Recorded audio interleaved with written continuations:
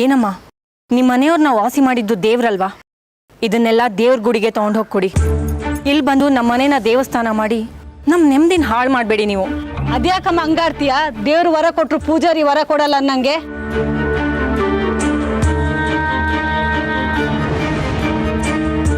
ನೋಡಿ, ಏನೇನೋ ಮಾತಾಡಬೇಡಿ. ಇದನ್ನೆಲ್ಲ ತಗೊಂಡು ಹೋಗಿ ಅಂತ ಹೇಳಿದ್ನಲ್ಲ, ದಯವಿಟ್ಟು ತಗೊಂಡು ಹೋಗಿ. ನೋಡಮ್ಮ, ಈ ಮಗು ಇಡೀ ಊರವರಿಗೆ ದೇವ್ರು. ನೀನ್ ಎಷ್ಟಾದ್ರೂ ಬೈಕೋ, ನಾವು ಈ ಕಾಣಿಕೆನ್ ಕೊಡೋದು ಕೊಟ್ಟೆ ಕೊಡ್ತೀವಿ. ತಗೋ ತಾಯಿ.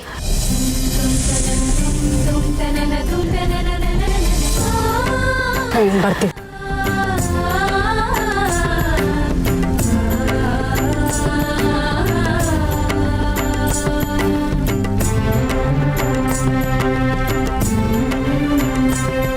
ಅದೆಲ್ಲ ಅವರವ್ರ ಭಕ್ತಿ ಕಣಮ್ಮ. ಕೆಲವರು ಗುಡಿ ಗುಂಡಾರ್ಗಳಲ್ಲಿ ಕಾಣ್ತಾರೆ, ಕೆಲವರು ಮನುಷ್ಯರಲ್ಲೇ ದೇವರನ್ನು ಕಾಣ್ತಾರೆ. ಅವ್ರವ್ರ ಭಾವನೆ ಅವರಿಗೆ. ನಾವ್ಯಾಕೆ ಅದನ್ನೆಲ್ಲ ಅಡ್ಡಿ ಮಾಡ್ಬೇಕಮ್ಮ? ನಿಮಗೆ ಯಾಕೆ ಅರ್ಥ ಆಗ್ತಾ ಇಲ್ಲ ಅಜ್ಜಿ? ಮಕ್ಕಳನ್ನ ದೇವ್ರ ದಿಂಡ್ರು ಮಾಡಿಟ್ರೆ, ಅವ್ರಿಗೆ ಈಗಲೇ ಚೌಕಟ್ಟು ಹಾಕ್ಬಿಟ್ರೆ, ಅವ್ರು ದೊಡ್ಡವರಾಗಿ ಬುದ್ಧಿ ಬಂದಮೇಲೆ ಅವ್ರಿಗೆ ಅದು ಬಂಧನ ಅನ್ಸೋದಕ್ಕೆ ಶುರುವಾಗ್ಬಿಡುತ್ತೆ. ಆಗ ಅವ್ರು ನಮ್ಮನ್ನೇ ಬೈಕೋತಾರಲ್ವಾ? ಬೆಳೆದು ದೊಡ್ಡವರಾದ್ಮೇಲೆ ಅದು ಅವ್ರ ಮನಸ್ಸಿಗೆ ಬಂದರೆ ಅದು ಅವ್ರ ಇಷ್ಟ. ಆದರೆ ಈಗಲೇ ನಾವು ಅವ್ರ ದೇವರು ಅದು ಇದು ಅಂತ ಕಟ್ ಹಾಕಬಾರ್ದಲ್ವಾ?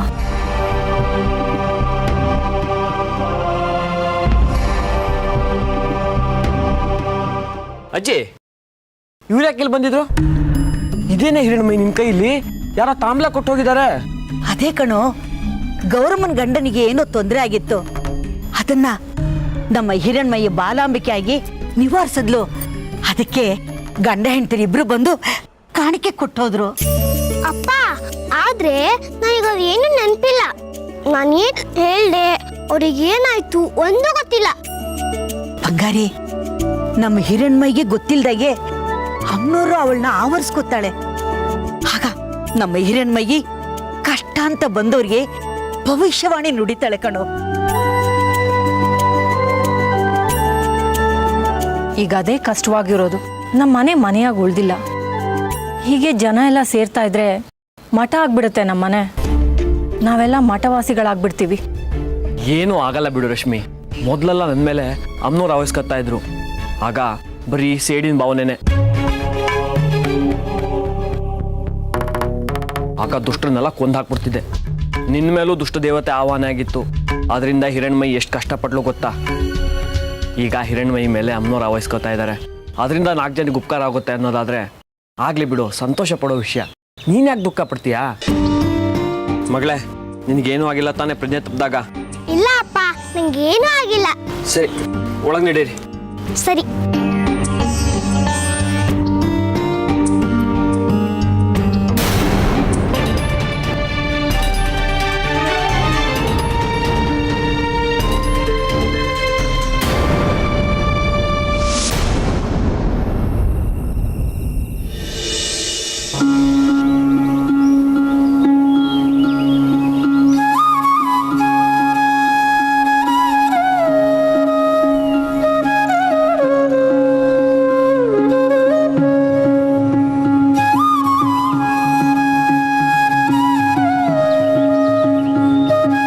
ರಶ್ಮಿ, ಇವತ್ತು ನನಗೆ ಎಷ್ಟು ಸಂತೋಷ ಆಗ್ತಿದೆ ಗೊತ್ತಾ?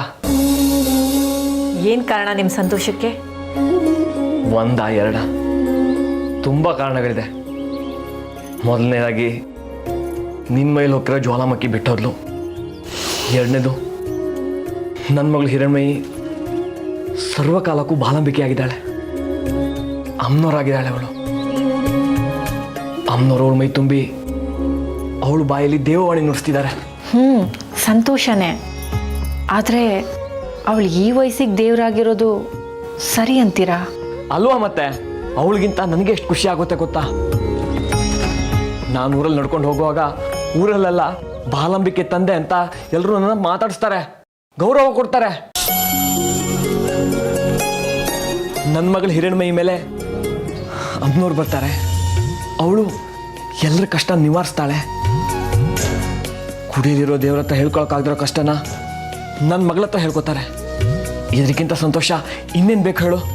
ಸರಿ, ನೀವು ಸಂತೋಷವಾಗಿದ್ದೀರಲ್ವಾ, ನನಗೂ ಸಂತೋಷನೇ. ಬೆಳಿಗ್ಗೆ ಬೇಗ ಹೇಳ್ಬೇಕು. ಈಗ ನೀವು ಮಲ್ಕೊಳ್ಳಿ. ಏನು ಗೊತ್ತಾ ರಶ್ಮಿ, ಊರಲ್ಲಿ ಮೊದಲು ಯಾರು ನನಗೆ ಗೌರವನೇ ಕೊಡ್ತಿರ್ಲಿಲ್ಲ. ಏನೇನೋ ಕಾರಣ ಹೇಳಿ ಊರಿಂದ ಬಹಿಷ್ಕಾರ ಹಾಕಿದ್ರು, ಅವಮಾನ ಮಾಡಿದ್ರು.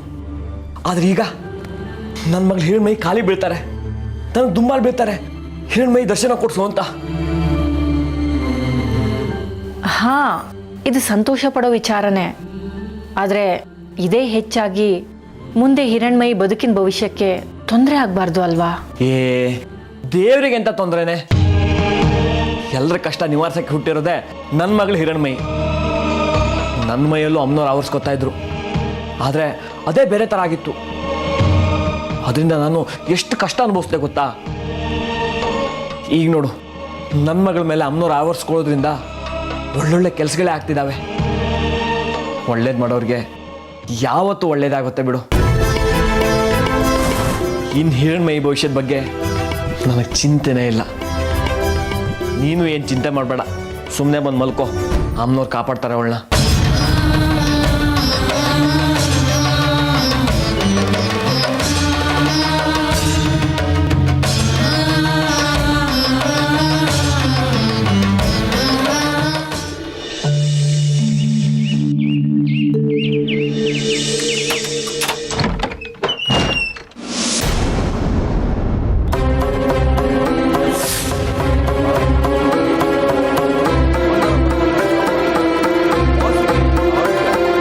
ಯಾರು ನೀವೆಲ್ಲ ಬೆಳಿಗ್ಗೆ ಬೆಳಿಗ್ಗೆ ಇಲ್ಲಿಗೆ ಯಾಕೆ ಬಂದಿದ್ದೀರಾ? ಇನ್ಯಾಕೆ ಬರ್ತೀವಮ್ಮ? ಬಾಲಾಂಬಿಕೆನ ನೋಡ್ಲಿಕ್ಕೆ ಬಂದಿದ್ದೀವಿ. ಏನು ಬಾಲಾಂಬಿಕೆನಾ? ಹೌದಮ್ಮ, ಬೆಳಿಗ್ಗೆನೆ ಅವಳು ದರ್ಶನ ಮಾಡಿದ್ರೆ ದಿನವೆಲ್ಲ ಒಳ್ಳೇದಾಗಿರುತ್ತೆ. ಬೆಳಗ್ಗೆನೆ ದೈವ ಹಣ್ಣಿ ಕೇಳಿದ್ರೆ ನಮ್ಗೆ ಕಷ್ಟ ಎಲ್ಲ ಪರಿಹಾರ ಆಗುತ್ತೆ. ಅವಳ ಅನುಗ್ರಹಕ್ಕಾಗೇ ಬಂದಿದ್ದೀವಿ. ಅವಳು ಕಾಲಿಗೆ ಬಿದ್ದು ನಮಸ್ಕಾರ ಮಾಡಬೇಕು. ಕರಿಯಮ್ಮ ನನ್ನ ತಾಯಿನ. ಇದೊಳ್ಳೆ ಕತೆ ಆಯ್ತಲ್ಲ ನಿಮ್ದೆಲ್ಲ. ನಿಮಗೆ ದೇವ್ರ ದರ್ಶನ ಮಾಡಬೇಕು ಅಂತಿದ್ರೆ ತ್ರಿಪುರ ಸುಂದರಿ ಅಮ್ಮನವ್ರ ದೇವಸ್ಥಾನಕ್ಕೆ ಹೋಗಿ. ಇಷ್ಟು ಹೊತ್ತಿಗೆ ಅಲ್ಲಿ ಪೂಜೆನೂ ಶುರುವಾಗಿರುತ್ತೆ. ಅದನ್ನ ಬಿಟ್ಟು ನೀವು ಇಲ್ಲಿಗೆಲ್ಲ ಬರಬೇಡಿ. ದೇವಸ್ಥಾನಕ್ಕೆ ಹೋಗೋದು ಇದ್ದೇ ಇದೆಯಮ್ಮ. ನಾವಿಲ್ಲಿ ಬರೋದು ಅಪರೂಪ. ನಾವು ಕೇಳಿದ್ದು ಅಮ್ಮನವ್ರು ತಲುಪಿದೆ ಅನ್ನೋದು ಗೊತ್ತಾಗಲ್ಲ. ನಾವು ಕೇಳಿದ್ದನ್ನ ಪರಿಹಾರ ಮಾಡೋ ಶಕ್ತಿ ನಿಮ್ಮ ಮಗಳಿಗಿದೆ. ಅದಕ್ಕೆ ನಿಮ್ಮ ಮಗಳನ್ನ ಹುಡ್ಕೊಂಬಂದಿದ್ದೀವಿ ತಾಯಿ. ನಿಮಗೆಲ್ಲ ತಲೆ ಕೆಟ್ಟಿದ್ಯಾ ಹೇಗೆ? ಇದು ಮನೆ. ನೀವು ಪ್ರತಿನಿತ್ಯ ಹೀಗೆ ಬರೋದಕ್ಕೆ ಶುರು ಮಾಡಿದ್ರೆ ಇದೊಂದು ಮಠನೋ ಆಶ್ರಮನೋ ಇಲ್ಲ ಬಾಲಾಂಬಿಕೆ ಗುಡಿನೋ ಆಗ್ಬಿಡತ್ತಷ್ಟೇ. ನಾವು ಸಂಸಾರ ಮಾಡೋದು ಹೇಗೆ, ಜೀವನ ನಡೆಸೋದು ಹೇಗೆ? ಈಗೆಲ್ಲರೂ ಹೊರಡಿ ಇಲ್ಲಿಂದ.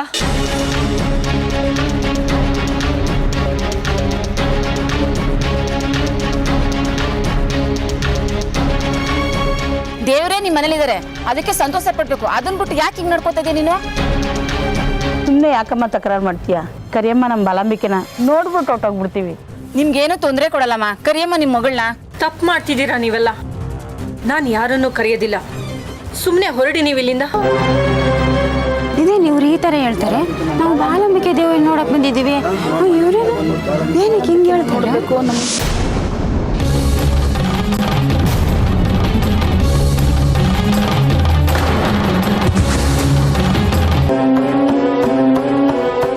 ಏನಿದು? ಯಾರು ಇವರಲ್ಲ?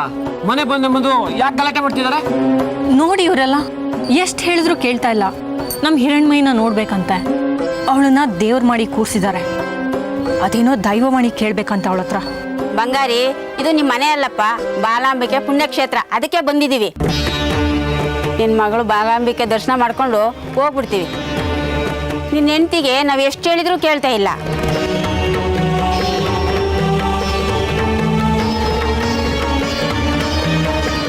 ನೀನೇ ಕರೆಯೋ ನಿನ್ನ ದೇವ್ರ ಮಗಳನ್ನ.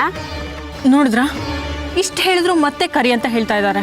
ಇರ್ಲಿ ಬಿಡು ರಶ್ಮಿ, ನಮ್ಮ ಮಗಳಿಂದ 4 ಜನಕ್ಕೆ ಉಪಕಾರ ಆಗುತ್ತೆ ಅನ್ನೋದಾದರೆ ನಾವ್ಯಾಕೆ ಬೇಡ ಅನ್ಬೇಕು? ಇಷ್ಟು ದಿನ ನನಗೆ ಅವಮಾನ ಮಾಡೋಕ್ಕೆ ಮನೆ ಮುಂದೆ ಬರ್ತಿದ್ರು. ಆದ್ರೆ ಈಗ ನಮ್ಮನೆಯ ದೇವಾಲಯ ಅನ್ಕೊಂಡು ಬಂದಿದ್ದಾರೆ.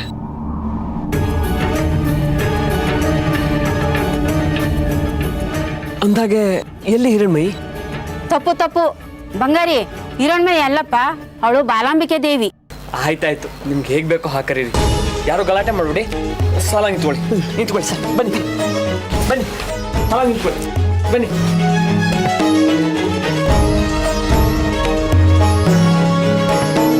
ಇವ್ರೇನಿವರು ಸುಂಕದವನ ಮುಂದೆ ಸುಖ ದುಃಖ ಹೇಳ್ಕೊಂಡಂಗಾಯ್ತು. ನನಗೆ ನಮ್ಮ ಹಿರಣ್ಮಯಿ ಭವಿಷ್ಯ ಏನಾಗುತ್ತೋ ಅನ್ನೋ ಚಿಂತೆ ಆದ್ರೆ ಇವ್ರು ಅವಳನ್ನು ಇನ್ನೂ ದೇವ್ರು ಮಾಡಿ ಕೂರಿಸ್ತಿದಾರಲ್ಲ.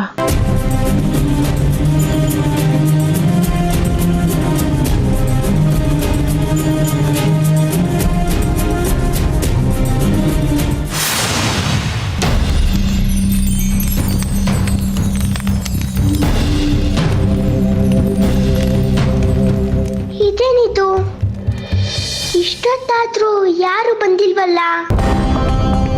ಇವತ್ತು ಶಾಲೆಗೂ ರಜಾ. ಯಾರಿಲ್ಲ ಅಂದ್ರು ಆ ಪ್ರಕಾಶನಾದ್ರೂ ಬಂದಿರೋನು. ಎಲ್ರೂ ಮನೇಲೂ ಬಿಟ್ಟಿಲ್ವಾ ಆಟ ಆಡಕ್ಕೆ? ಇಲ್ಲ, ಸದ್ಯ ಮನೆಯಿಂದ ಹೋದ್ರೆ ಸಾಕು ಅಂತ ಕಾಯ್ತಾ ಇರ್ತಾರೆ ಅವ್ರ ಅಪ್ಪ ಅಮ್ಮ. ಮತ್ತೆ ಈ ಮಕ್ಕಳೆಲ್ಲ ಎಲ್ಲೋದ್ರು? ಪಾಠದ ಮನೆಗೇನಾದ್ರೂ ಹೋದ್ರ? ಪರೀಕ್ಷೆ ಹತ್ರ ಬಂತು ಅಂತ ಒಂದು ಅರ್ಥ ಆಗ್ತಿಲ್ವಲ್ಲ.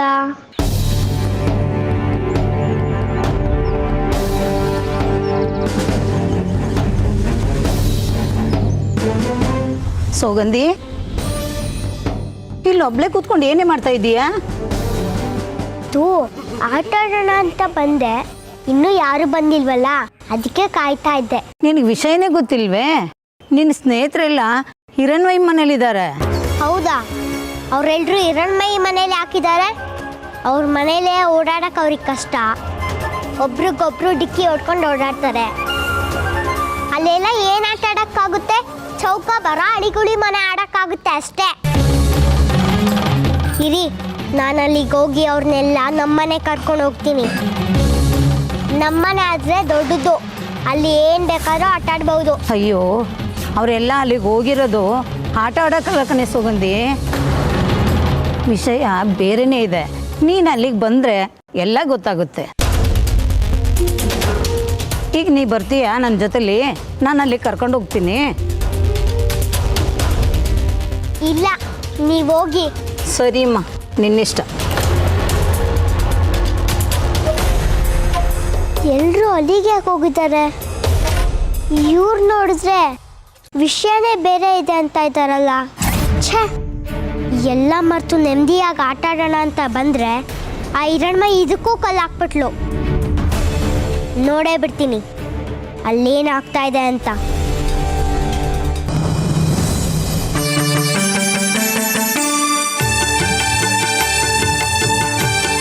ಬಾಲಾಂಬಿಕೆ ದೇವಿಗೆ ಜೈ. ಹಿರಣ್ಮಯಿಗೆ ಜೈ. ಬಾಲಾಂಬಿಕೆ ದೇವಿಗೆ ಜೈ. ಹಿರಣ್ಮಯಿಗೆ ಜೈ.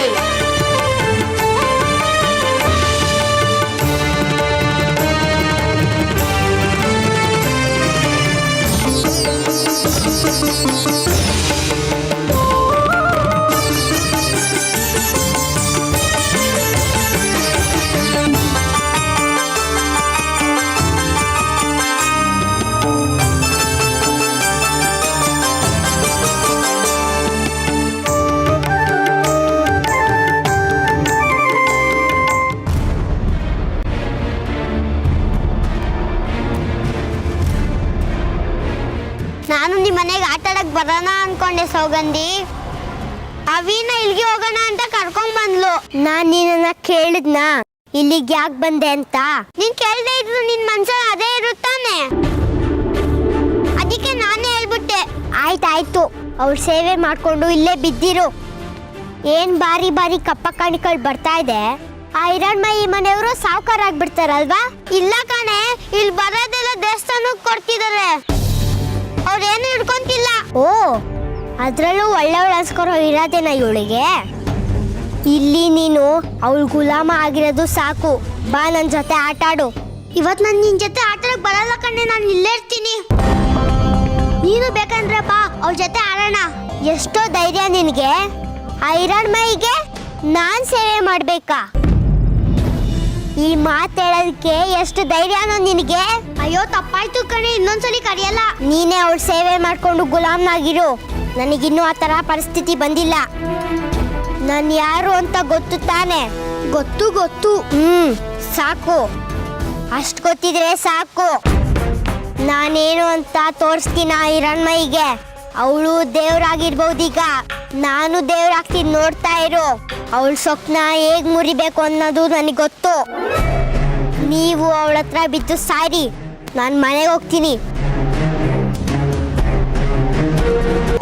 ಅಮ್ಮ ಬಾಲಾಂಬಿಕೆ, ನನ್ನ ಮಗಳಿಗೆ ಎಷ್ಟೋ ಕಡೆ ಗಂಡುಗಳನ್ನ ಹುಡುಕಿದ್ದೀನಿ, ಕಂಕಣ ಬಲ ಕೂಡ ಬಂದಿಲ್ಲ.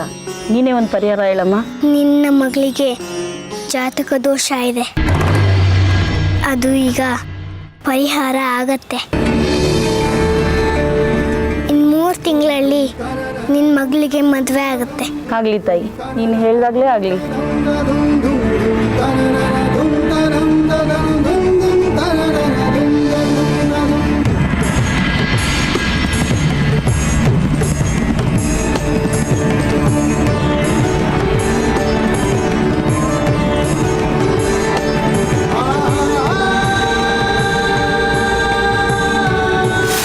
ಪ್ರಸಾದೇ ಸರ್ವ ದುಃಖಾನಾಂ.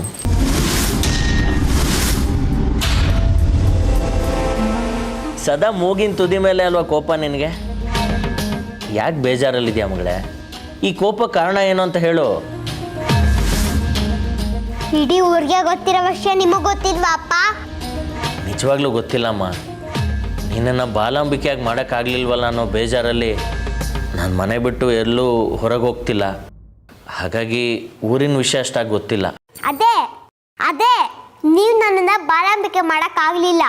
ಆ ಹಿರಣ್ಮಯಿ ಅಲ್ಲಿ ದೇವ್ರಾಗಿ ಕೂತಿದ್ದಾಳೆ. ದೇವಸ್ಥಾನದಲ್ಲಿ ಆಯ್ತು, ಈಗ ಮನೆ ಮುಂದೆನೆ ದೇವ್ರ ತರ ಪೂಜೆ ಮಾಡ್ತಾ ಇದ್ದಾರೆ.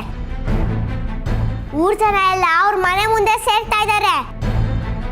ಹೀಗೆ ಆಗ್ತಿದ್ರೆ ಅವಳಿಗೊಂದು ಗುಡಿನೇ ಕಟ್ಸ್ಬಿಡ್ತಾರೆ ಅನ್ಸುತ್ತೆ. ಹೌದು ಕಣಮ್ಮ, ಅವಳು ಅಮ್ಮನವ್ರ ಮಗಳು. ಅದು ಬಾಲಾಂಬಿಕೆ ಆದ ಮೇಲಂತೂ ಅವಳ ಕೀರ್ತಿ ಪತಾಕೆ ತುಂಬಾ ಹೆಚ್ಚಾಗಿದೆ, ಈ ಶಕ್ತಿನೂ ಹೆಚ್ಚಾಗಿದೆ. ಅದಕ್ಕೆ ಊರ್ ಜನರನ್ನೆಲ್ಲ ಅವಳನ್ನ ದೇವರು ಅಂತ ಪೂಜಿಸ್ತಾ ಇದ್ದಾರೆ. ಬರೀ ಪೂಜೆ ಅಲ್ಲ ತಾತ, ಅವಳಿಗೆ ಕಾಣಿಕೆಗಳು ಕೊಡ್ತಾ ಇದ್ದಾರೆ. ದೇವಸ್ಥಾನಕ್ಕೆ ಬರೋದೆಲ್ಲ ಅಲ್ಲಿಗೆ ಹೋಗ್ತಾ ಇದೆ. ಹೀಗೆ ಆದ್ರೆ ನಮ್ಮ ಅಮ್ಮನವ್ರ ಕೀರ್ತಿ ಎಲ್ಲ ಮಾಯ ಆಗುತ್ತೆ. ಜನ ಹಿರಣ್ಮಯಿನೇ ದೇವ್ರು ಅಂತ ಅನ್ಕೋತಾರೆ. ಹೀಗೆ ಆದ್ರೆ ದೇವಸ್ಥಾನದ ವರಮಾನ ಎಲ್ಲ ಮಣ್ಪಾಲಾಗಲ್ವಾ? ಆಮೇಲೆ ಅವಳೇ ಅಮ್ಮನವ್ರಾಗ್ಬಿಡ್ತಾಳೆ.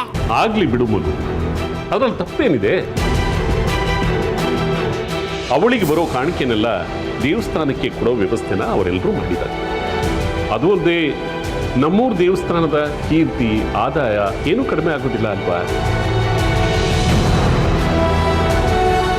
ಅದು ಒಂದು ಈ ಸುದ್ದಿ ಬೇರೆ ಕಡೆಗೆಲ್ಲ ಹಬ್ಬಿದೆ. ಪರವೂರಿಂದ ಭಕ್ತಾದಿಗಳೆಲ್ಲರೂ ಇಲ್ಲಿಗೆ ಬರ್ತಾ ಇದ್ದಾರೆ. ಹಾಗಾಗಿ ನಮ್ಮ ದೇವಸ್ಥಾನದ ಆದಾಯ ಹೆಚ್ಚಾಗುತ್ತೆ, ಕೀರ್ತಿ ಹೆಚ್ಚಾಗುತ್ತೆ, ಏನು ತೊಂದರೆ ಆಗೋದಿಲ್ವಲ್ಲಮ್ಮ?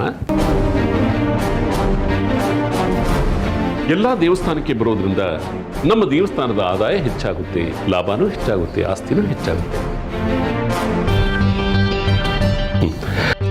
ಅವಳು ಬಾಲಾಂಬಿಕೆ ಆಗಿದ್ದು ಸಾರ್ಥಕನೂ ಆಯಿತು, ನಮ್ಮ ದೇವಸ್ಥಾನಕ್ಕೂ ಅನುಕೂಲ ಆಯಿತು. ನೀನು ಹೋಗಿ ಅವಳು ದರ್ಶನ ಮಾಡಿಕೊಂಡು ಆಶೀರ್ವಾದ ಪಡ್ಕೊಂಡು ಬಂದಿ ಅಂತಲ್ಲ, ವಿಷಯ ಗೊತ್ತಾಯ್ತು. ಬಹಳ ಒಳ್ಳೆ ಕೆಲಸ ಮಾಡ್ತೀನಿ.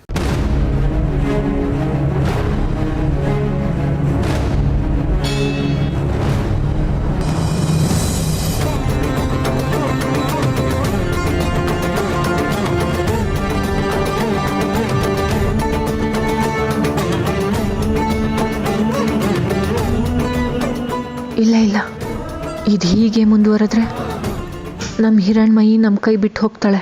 ಲೀಲಾವಚಾಂಸಿ ತವ ದೇವಿರುಗಾದಿವೇದಾಃ ಸೃಷ್ಟ್ಯಾದಿ ಕರ್ಮ ರಚನಾ ಭವದೀಯ ಚೇಷ್ಟಾ